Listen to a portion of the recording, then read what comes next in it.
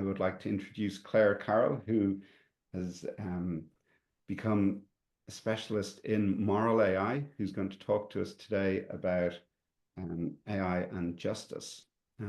She's completed her MA in ethics with us in the School of Theology, Philosophy and Music, and is now working on responsible for moral AI, I should say, for Pearson's. So Claire, if you are ready, I will hand it over to you. Thanks, Megan. Thank you. Thanks, Fiona. Hi everyone, and thanks for having me here today. I'm delighted to be here and be spending some time with all of you to talk about the what I would refer to really as responsible AI. So I'm just going to share my screen, and hopefully everyone will be able to see. Can you see those slides?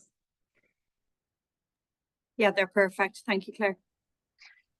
Okay, so I'm going to spend hopefully no more than 20 minutes on what is a whistle-stop tour, really kind of framing the positioning of responsible AI as I have experienced it.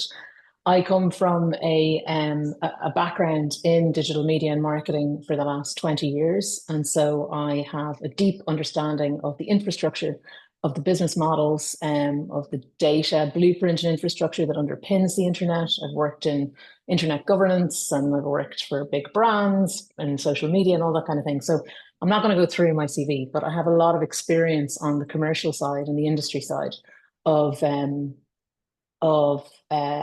very sophisticated digital media, and really, I suppose, working in AI since machine learning breakthroughs really began to hit in kind of 2010, 2011. So yeah, so I mean, to some, I suppose they call me a poacher turned gamekeeper. As I said, I've spent a lot of time in the field of kind of, I suppose, hyper personalization, that kind of insatiable, irresistible acceleration to get as much customer from, or as much data from customers as is possible. And so when I joined as a director of innovation at Accenture's Global Centre for Innovation here in Dublin in 2015, I kind of built out a portfolio around kind of hyper personalization and had a tension point of privacy as well. So I had a portfolio of research and development in those two areas, specifically trying to kind of architect what would a midpoint look like. So I kind of ejected out of marketing in 2016, 2017, and I worked on a big piece of work for the United Nations called ID 2020, which we presented in New York at the UN in June 2017 or 18. And really that was looking at how do we use biometrics and blockchain, so decentralized systems, to really look at data portability, data governance and provenance, and this concept, I suppose, of people taking back control of their data. And I've done some work with the likes of Richard Branson and co. I've worked with quite a lot of kind of FTSE 100, 500 C-suites or CEOs of co to kind of figure some of this stuff out, with varying degrees of success, probably more failures than anything else. So I'm a part of the wave of the socio-technical market conditions that kind of drove the point to where we're at today, at a kind of at a societal level, really. And that was really accelerated by the fiscal crash of 2008. I got into digital media kind of when I came out of college in 2002, 2003. I was in the States for a number of years. So digital, everyone just laughed at it until about 2008, and the fiscal crash happened, and then suddenly it became the lever and catalyst for companies to transform and turn around and regain a level of stability and market proficiency and performance. And so lots of other things came on stream in terms of, which is always the case with innovation, in terms of technologies by way of broadband access. The app economy launched, the iPhone launched the app economy, and of course social media came hot on its heels, and then we started to see machine learning be integrated into devices. And so we started to learn quite a lot in digital media around advanced analytics and predictive analytics. And so that set us up kind of nicely, I suppose, for where we are today, which is, I don't know if it's nicely, it's probably a wrong use of language, but you know, until fairly recently, the concept of AI was very kind of sci-fi related, and this visual language drives me fairly crazy because it's deeply unhelpful in terms of being able to have the right quality of conversation. And yet, you know, it was kind of driven out of Hollywood in the kind of the 50s, 60s, 70s. And you could argue, if you go back and look at the history of the linguistics and nomenclature used around AI, that it was a very smart move, at a marketing level, to call it artificial intelligence. It's for another day, but there's plenty of people in different schools of psychology, medicine, neurology, all sorts of fields that would argue vehemently against the fact that, conceptually, computer science is trying to mimic the brain in terms of achieving a level of artificial intelligence. So it's not abstract, but it was a very smart move to call it artificial intelligence. And so we've all kind of run down the road assuming that this is what intelligence is and we can mimic it. And yet it's taken 67 years, 68 years in the lab to reach its tipping point. And it's interesting, there's no machines in this visual language, and yet here we are with 3 completely fabricated images that I'm sure most of you would have seen over the last couple of years that are, very difficult to determine and discern, is this truth or fiction. And so, one of the reasons why we've got to here, and this is the tension in in innovation, kind of, unleashed innovation versus regulated innovation. And you could argue that it's a bit of an anomaly. There's no such thing. We have to take the shackles off in order for innovation to really realize its potential.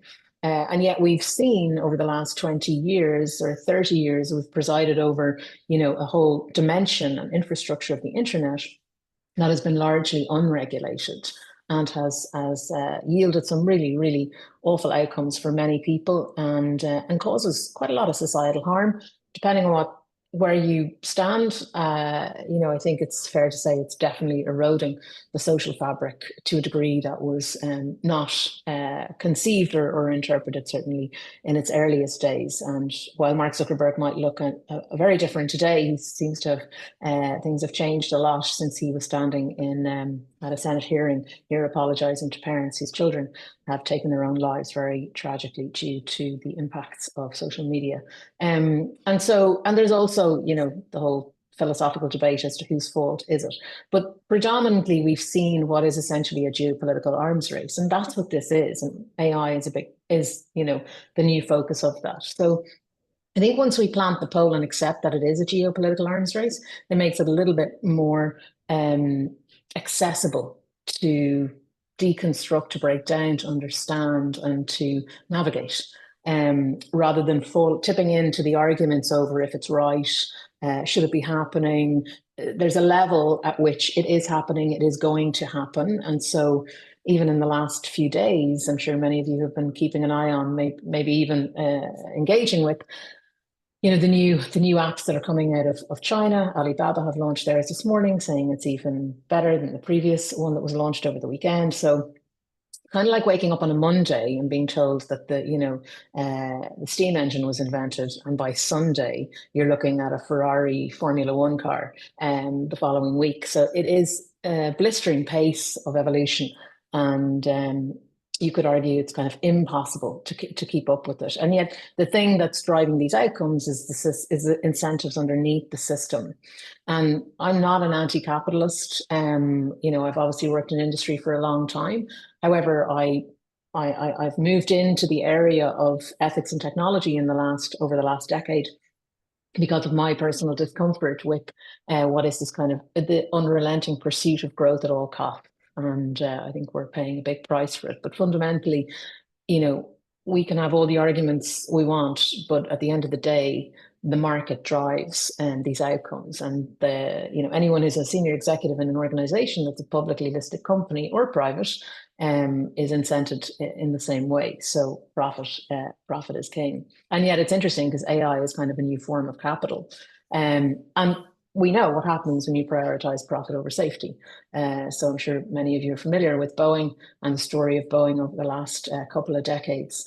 And it is an extremely painful place for that company to be, never mind the people who have suffered dreadfully as some of the outcomes of overlooking safety and the ethics of governance and compliance.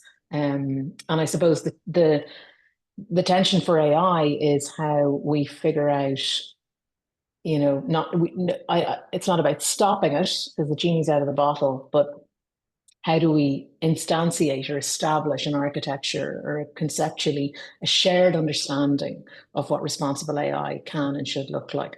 I'm not going to go into this. The predictions around AI are probably, you can probably add another zero to the trillions. I mean, it's hard to it's dizzying. I think what's happened, 1.5 trillion wiped off markets in the last few days in the US because of these Chinese competitors. It's the first real, I suppose, it's not a backlash, but it's kind of response, if you like, from another country, in particular China, the third part of the splinter net, as it's known, and really, giving US tech a big run for its money. So it is a very interesting time to understand what this will look like at an applied level and how we can start to do that if we can, or is everything going to keep speeding up faster and faster? And there are case studies coming out already, and I'm sure some of you may or may not know about Klarna, but their AI can now do the job. This is a few months old, so I'd say it's closer to 1,000 workers, if not more. But they're with a massive degree of proficiency, and anyone who's worked in business knows that the holy grail of operational efficiency in service-based companies is customer service, because it tends to be the thing that is the biggest capital outlay, it's the biggest overhead, it's the thing that hemorrhages money, and so it's very expensive to service customer service. And so everyone's been looking for the AI solution to this for a very long time. So this will be one of the pardon the corporate language, quick win areas that everyone's looking to. And yet that's fairly significant chunk of Klarna, who are already a digital native company. They were born of the internet. They're very sophisticated as an organization. So I think we're going to see more and more workers jobs potentially get taken over by AI, particularly in customer service. I mean, everyone's familiar with the risks. It seems to be the moment you mention you work in AI, everyone wants to talk about the risk. So I'm not going to go too heavy on this with this audience. I'm fairly sure you're all familiar and probably have your own. I think that's what's interesting about AI. Historically, when people spoke to me about, social media and the mobile era, when it kicked off back in kind of 06, 07, it wasn't really a worry. It was excitement. The addiction thing came in about 2012, 2013. But as soon as you mention AI, the first thing people want to talk about now is the risks and what that could mean. And they want to talk about it at a personal level. What does it mean for their kids? What does it mean for what their kids should study? What does it mean for society? So there's quite a kind of a worrying flavor of the associations of AI. And it seems to be some of the people who talk its biggest game and are most in favor of it are those with the biggest power over it and the biggest level of influence over it. And it's interesting. I think Sam Altman, had some really, really big, audacious predictions last year. And it's not to try and say that he was wrong, but I think they never saw the response from China coming as quick and fast as it has, and to be able to train and release a foundation model as good as DeepSeek for $6 million is like a fraction of what the big US firms have been seeking investment for. So it's really going to make this race grittier and more competitive. And of course, the big question, as is always the case, is AGI, so artificial general intelligence. Again, you're back to this really kind of, oblique language, a very convenient language from the technology sector around artificial general intelligence, which seems to be even more mind-blowing than AI on its own. Everyone's bouncing up and down about when will it surpass.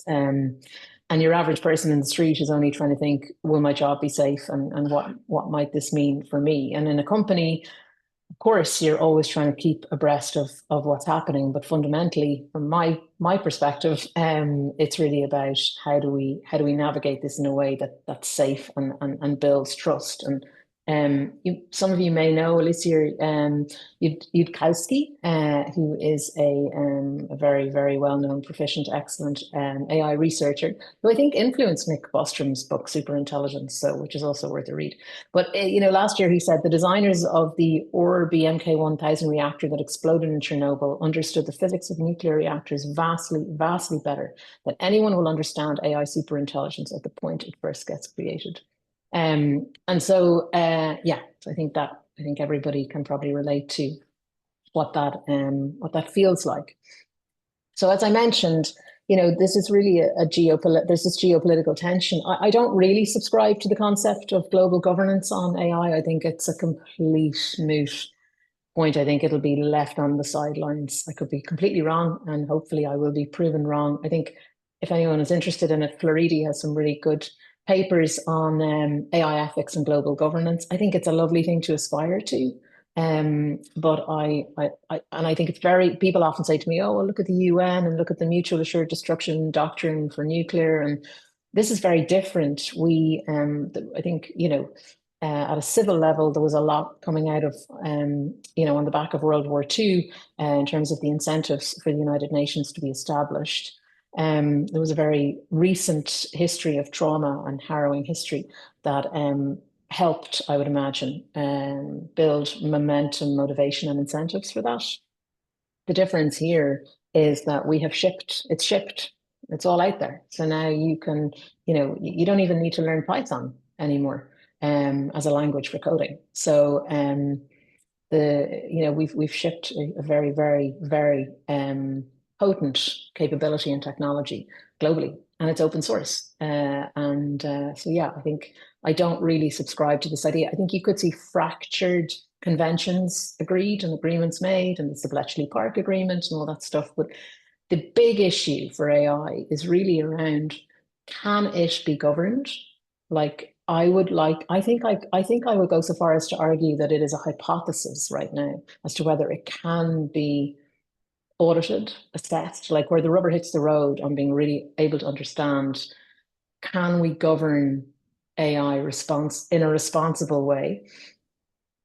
We don't have a shared alignment or agreement on what that looks like by way of audits. Like if you look at the fiscal system, so, obviously in order to be able to operate at the SEC level in Wall Street or a public company, you have to comply with the ferocious amount of documentation and you're auditing the fidelity of your accounts for a large organization. There's a whole robust capability built out to be able to comply with that.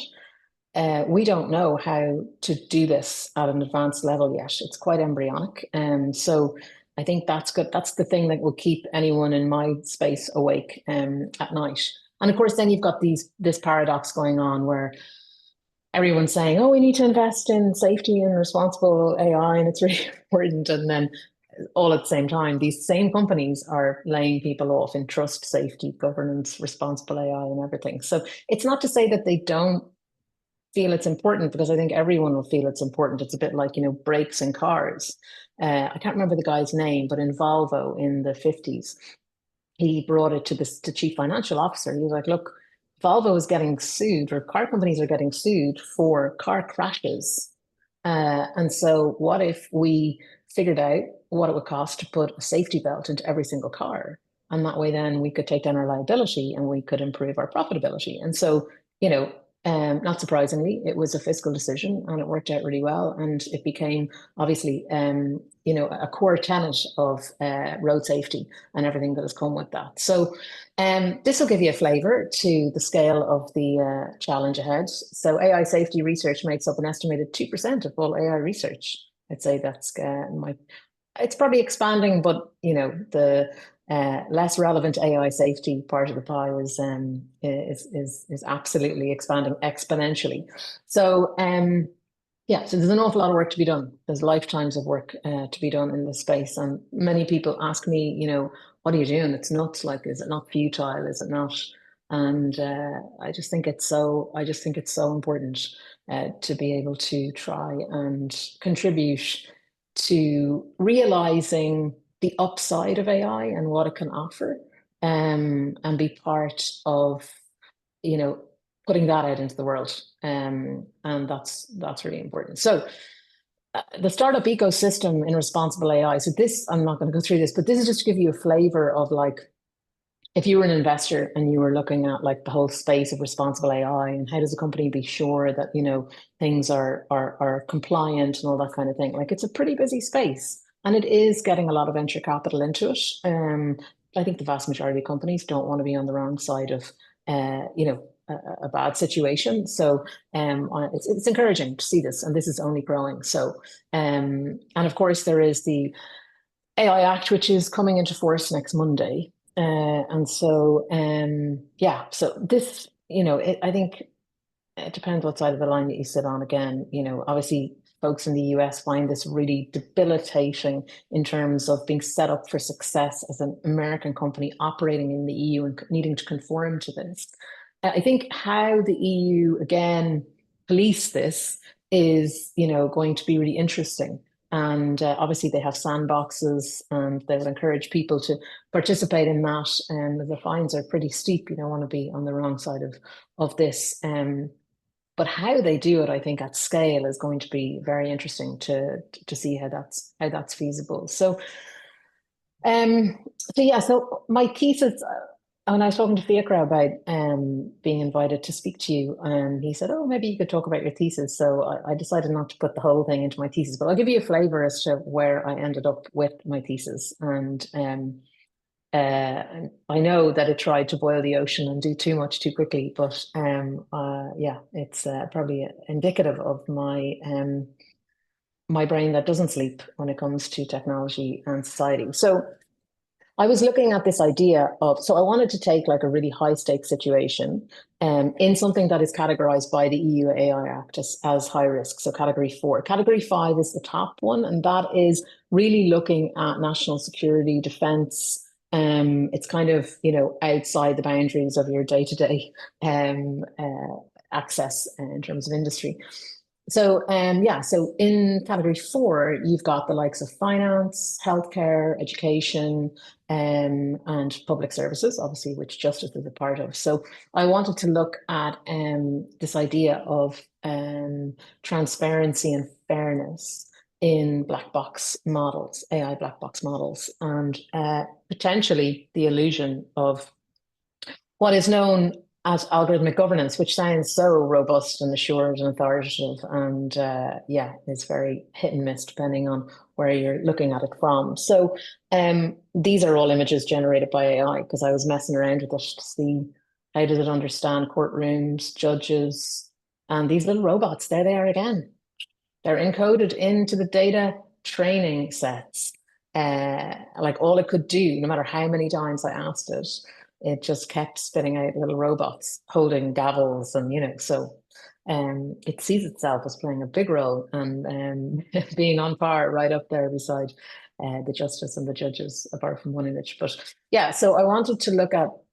I wasn't as leaning towards healthcare as much. I wanted to look at justice because I was really looking at someone's moral, you know, a moral judgment being decreed upon somebody and potentially having a huge impact on their lives and their future. So the title of the thesis is Transparency in a Black Box, Governance in Algorithmic Justice. So as I said, it was a high stakes scenario. It was around a context where moral judgment was going to be in play because a semi-autonomous AI system was going to be used to help a judge determine the rate of recidivism of a defendant. And so you see these systems used in the UK, in the US, and lots of other countries prolifically. There's a lot of research been done about them, and maybe people don't talk about it enough, but they're very much used in many states and many courtrooms. And so then that led me into trying to understand how do software engineers encode fairness, and how does that conversation take place? Because I've worked in AI, so I've worked in, you know, overseeing project teams working on complicated, high stakes systems, going out into the world, doing lots of different things.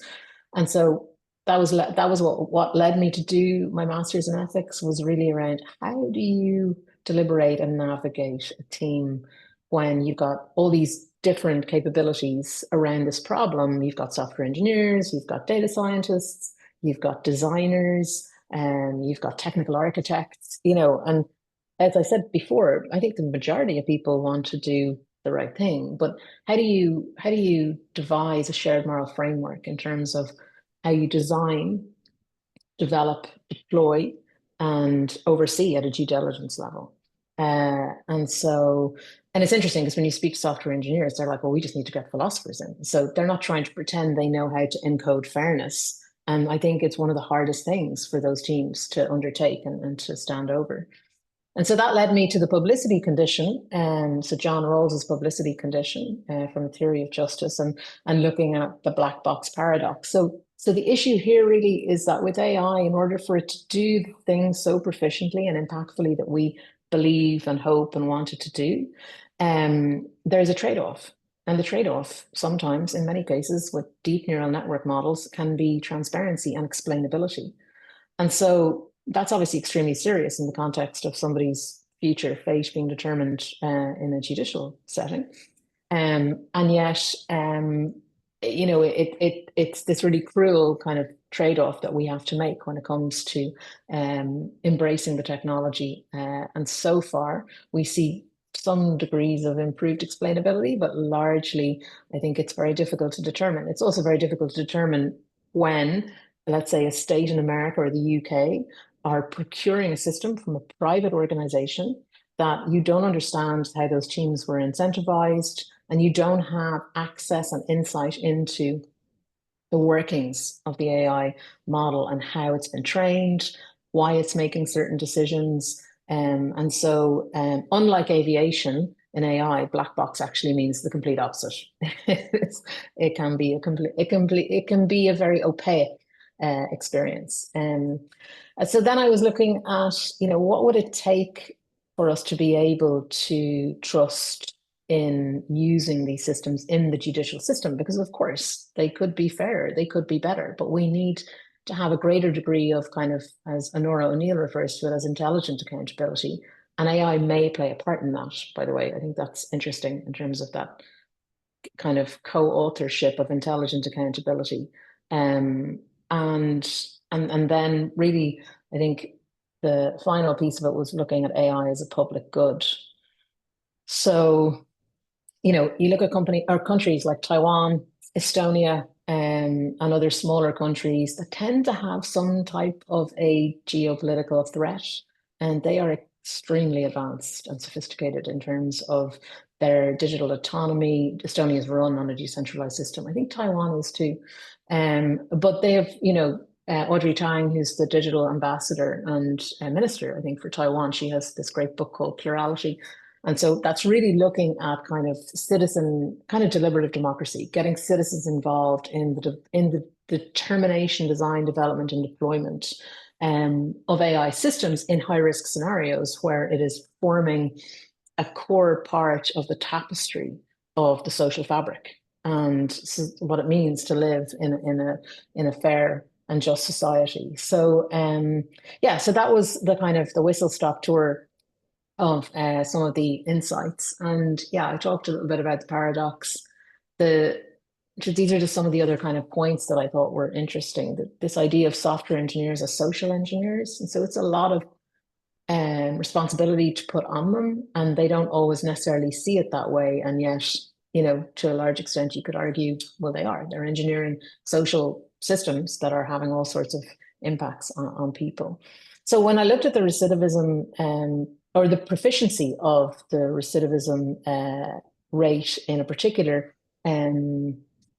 product called Compass, which some of you may have come across, it had an accurate prediction rate of 61% of the time, and only 20% of the time for violent recidivism cases. So, that's not to say that was the absolute judgment on that, by the way. The actual human judge may have reversed and changed their decision based on the score, but that was the score. So it's not great in terms of the odds if that was a plane that you were stepping onto, and 61% of the time it landed safely, but the rest of the time it had a fairly bleak outcome, which could ruin the trajectory and opportunity for someone's life and those of their family. So there's generally a weak emphasis on explainability. and there seems to be kind of a lack of understanding about its intrinsic value by way of someone respect for the subjects of an AI, their dignity and the personhood of those people. So there's an awful lot of work for us to do as a community in the space of data ethics. So this is just a final thought. I don't see responsible AI as being about compliance. I'm starting on Monday, but I'm going to be the Vice President of Responsible AI at Pearson. So they're a large education company, global education company. So so much of this is about culture. It can't be about compliance. It doesn't make sense. Compliance in a traditional sense is completely not fit for purpose for where this is going. And so if you do have a scenario where you're developing first-party AI or you're building on something, customizing it, you're building on a licensed proprietary piece by another very well-known company perhaps, but you're customizing it for your organization and you're deploying it out into the world.